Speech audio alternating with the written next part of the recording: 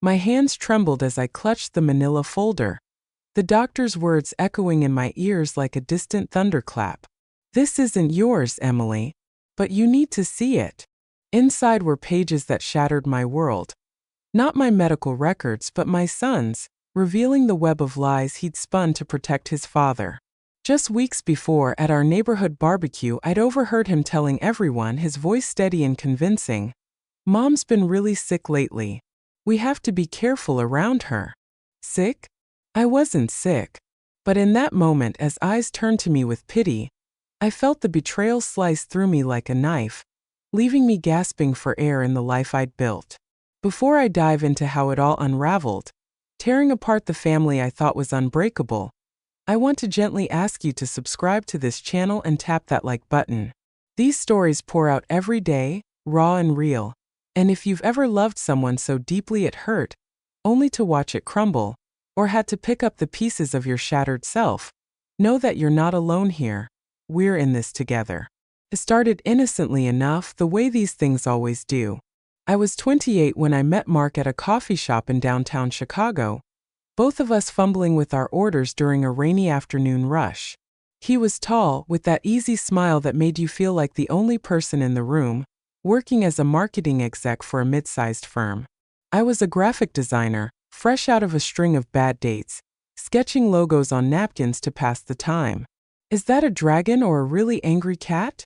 he teased, peering over my shoulder. We laughed, exchanged numbers, and 6 months later, we were inseparable. Fast forward 3 years. Married in a small ceremony at Grant Park, the cherry blossoms swirling around us like confetti from the gods. Life felt scripted, perfect in its ordinary way. Weekend brunches at our favorite diner, movie nights with buttery popcorn, dreaming about the family we'd built. Our son Alex arrived on a crisp October morning in 2015, all wrinkled and screaming, with Mark's blue eyes and my stubborn chin. Holding him for the first time, I felt this overwhelming rush, like my heart had expanded to fill the entire hospital room. "He's ours," I whispered to Mark, who was beaming through tears. "We named him after my grandfather, the one who'd taught me to ride a bike in the suburbs of Ohio where I grew up." Those early years were a blur of sleepless nights and pure joy. Alex's first steps in our cozy 2-bedroom apartment, his giggles echoing off the walls as we chased him around. We moved to a house in the suburbs when he was 4, a split level in Naperville with a backyard big enough for a swing set and summer barbecues. Mark got promoted. I freelanced from home, designing websites for small businesses while juggling playdates and PTA meetings. It was the American dream, wrapped in soccer practices, Costco runs, and Friday pizza nights. But dreams have a way of fraying at the edges, don't they? Looking back, the first cracks appeared around Alex's 10th birthday. Mark started staying late at the office, his texts coming in sporadic bursts. "Client dinner, home by 10. I'd nod at my phone, pushing down the unease, focusing on Alex's homework or whipping up his favorite mac and cheese.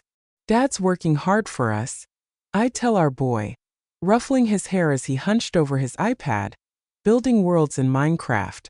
But the late nights turned into weekends away, team building retreat in Wisconsin, and I found myself alone more often, scrolling through Instagram feeds of perfect families, wondering why mine felt off-kilter. One evening, as rain pattered against the windows, I decided to surprise Mark at work. Alex was at a sleepover, so I threw on my favorite red coat, grabbed a bottle of his go-to Cabernet, and drove into the city. The office building was quiet, lights dimmed in the lobby. I took the elevator to the 12th floor, my heels clicking on the marble like accusations. His door was ajar, and that's when I heard it, a soft laugh, feminine and familiar. Peeking in, I saw her. Sarah, his assistant, perched on his desk, her hand on his arm, their faces inches apart. My stomach dropped, the wine bottle slipping from my fingers and shattering on the threshold. They jumped apart, Mark's eyes wide with guilt. "Emily, it's not." But it was. So clearly was. I turned and ran, tears blurring the streetlights as I drove home, the wipers swishing in rhythm with my sobs. That night, I confronted him in our kitchen, the granite countertop cold under my palms. How long? I demanded, my voice breaking. 3 months, he admitted, slumping into a chair. It just happened. I'm sorry. I love you, but things have been stagnant. Stagnant? I'd given up freelance gigs to raise our son, supported his career climbs, kept our home running like clockwork. And this was my reward? We argued until dawn, promises of counseling hanging in the air like smoke. But deep down I knew. The trust was fractured, a hairline crack widening with every excuse. Alex sensed it, kids always do. He started acting out, slamming doors, skipping dinner, burying himself in video games. What's wrong with you and Dad? He'd snap when I tried to talk. I'd force a smile, say we were just tired. But his eyes, those piercing blue ones, saw through me. One afternoon, I found him texting furiously on his phone in the backyard. His face flushed.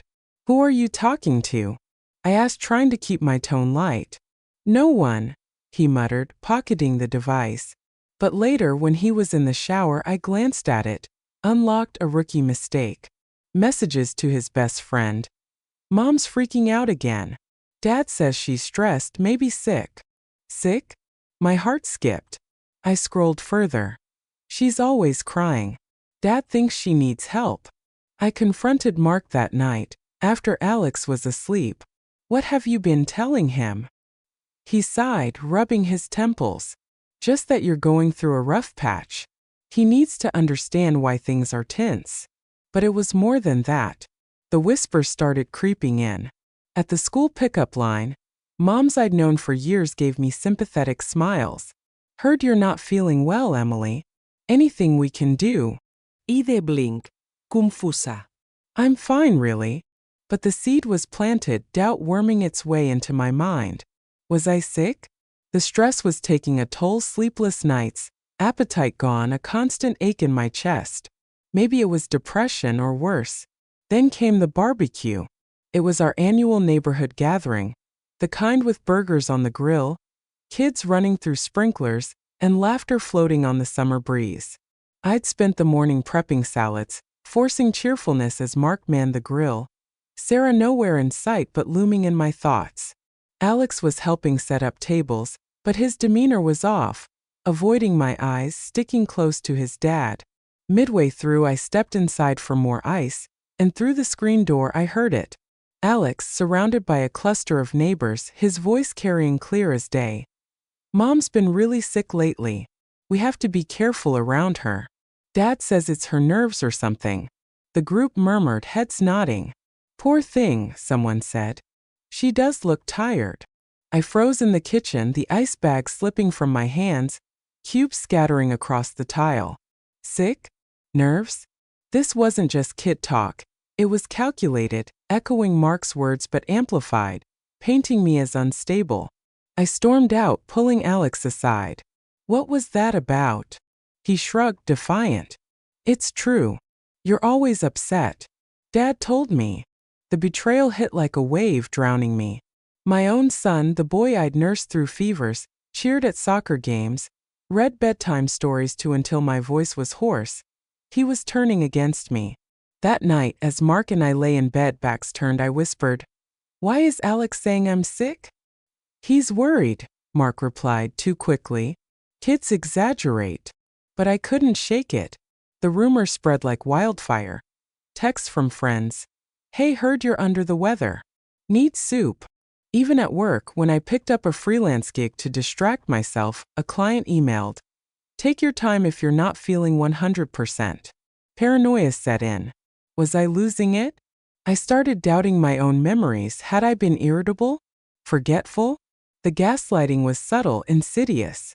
Desperate, I booked an appointment with Dr. Harlan, our family physician in town. She'd seen us through everything from Alex's ear infections to my annual checkups. "What's going on, Emily?" she asked, her kind eyes scanning my face as I sat in the exam room, the paper crinkling under me. "I think something's wrong with me," I confessed, voice trembling. "Everyone says I'm sick, but I don't know. Maybe stress? Depression?"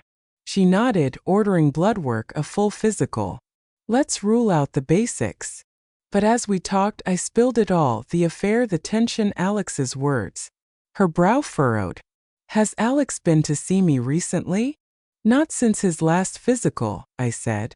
She paused, then excused herself. When she returned, she held a folder. Not mine. Emily, this is confidential, but given the circumstances. This is Alex's file.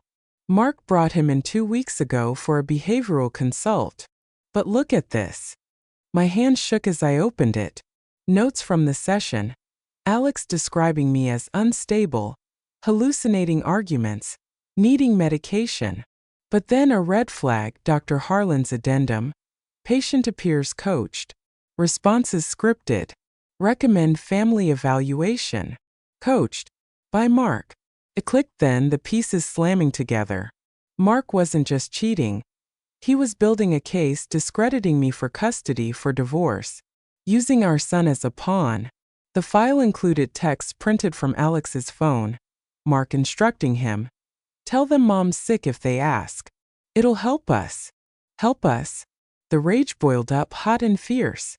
I left the office in a daze, the file tucked under my arm like a weapon.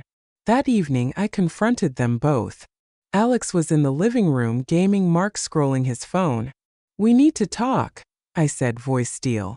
Mark looked up, wary. About what? I slapped the file on the coffee table. This. You coached him to lie about me being sick. To everyone. Alex's controller clattered to the floor.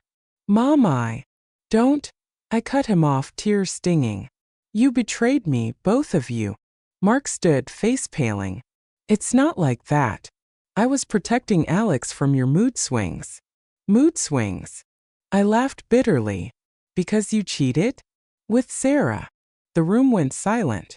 Alex's eyes darted between us, guilt etching his young face. Dad said you'd leave us if we didn't. Leave them? I'd fought to stay. But now, seeing the manipulation, the way Mark had poisoned our son against me, it was the push I needed. The days that followed were a whirlwind of lawyers and packing boxes. I filed for divorce, citing emotional abuse and alienation. The file became evidence. Dr. Harlan testifying to the coercion. Custody hearings were brutal. Alex tearful on the stand, admitting the lies, his voice small. I just wanted Dad to be happy. It broke me, but it also fueled me. Therapy sessions for all of us, unraveling the knots Mark had tied. I moved into a small apartment in the city, closer to my old freelance network. At 35, starting over felt daunting but empowering. I threw myself into work, landing a full-time gig at a design agency, the kind with ping-pong tables and creative brainstorming sessions. Mornings were coffee runs to that same shop where I'd met Mark, but now it was mine, reclaimed. Alex and I rebuilt slowly. Weekend visits turned into honest talks over ice cream. I'm sorry, Mom, he said one afternoon in Millennium Park, the bean reflecting our distorted images. I was scared. I know, buddy, I replied, hugging him tight. We all were. Mark. He got the house but lost Sarah. Turns out affairs built on lies crumble fast. Last I heard, he was in a cramped condo regretting it all. Revenge wasn't flashy. It was quiet in my success. I started a blog, anonymous at first, sharing stories of betrayal and comeback. It blew up, thousands of readers, women like me finding strength in the words. One entry went viral. When your own blood betrays you. Comments poured in. This is my story. You gave me hope. 6 months later, I met Jason at a networking event. A kind-eyed architect with a laugh that warmed me from the inside. No rush, just coffee dates turning into walks along Lake Michigan. Hands brushing tentatively. Alex liked him, calling him cool. After a game of catch in the park. Standing on my balcony now, watching the city lights twinkle, I feel whole again. The scars are there, faint reminders of the storm. But I've weathered it, emerged stronger. That file? It's in a drawer. A testament to the truth I uncovered. My son and I? We're healing one day at a time. And Mark? Well, sometimes revenge is simply living well. Leaving the past in the rearview as you drive toward a brighter horizon. It wasn't easy, this path from devastation to dawn. There were nights I cried myself to sleep, questioning every choice. Flashbacks haunted me. Alex's voice at the barbecue, Mark's indifferent shrug. But in the quiet moments I jot in my journal. You are not sick. You are surviving. Those words became my mantra, whispered during runs along the lakeshore, sweat mixing with resolve. One particularly raw evening, I found an old letter from my mom, tucked in a box of keepsakes. Strength isn't in never falling, Em. It's in rising every time. She'd written it during my college years, when a bad breakup left me reeling. Reading it now, I felt her presence, guiding me through this newer, deeper wound. Text messages from friends helped too. Group chats buzzing with support. Girl, you're a warrior. Proud of you. They pulled me out for girls' nights, margaritas and karaoke, belting out empowerment anthems until my voice cracked with laughter. At work, I channeled the pain into creativity. A campaign for a women's nonprofit, bold graphics, tagline, "Reclaim your story." My boss raved, "This is gold, Emily." Promotions followed. A corner office with a view that screamed, "You've arrived." With Alex, we created new rituals. Sunday brunches at diners, just us, no devices, talking about school crushes, dreams of becoming a coder. "I want to make games that help people," he said once, eyes lighting up. I'd nod, heart swelling. "You will, kiddo." And Jason? He was patient, understanding the baggage. Our first kiss under fireworks at Navy Pier felt like a fresh start, sparks igniting not just in the sky. "I'm all in if you are," he murmured. I was. Looking back, the hook that nearly sank me became the anchor I needed. That doctor's file wasn't just paper. It was proof, permission to fight back. Empowerment isn't a destination. It's the journey, step by resilient step. If you're out there grappling with your own betrayal, remember, the story isn't over. Yours is just beginning to unfold.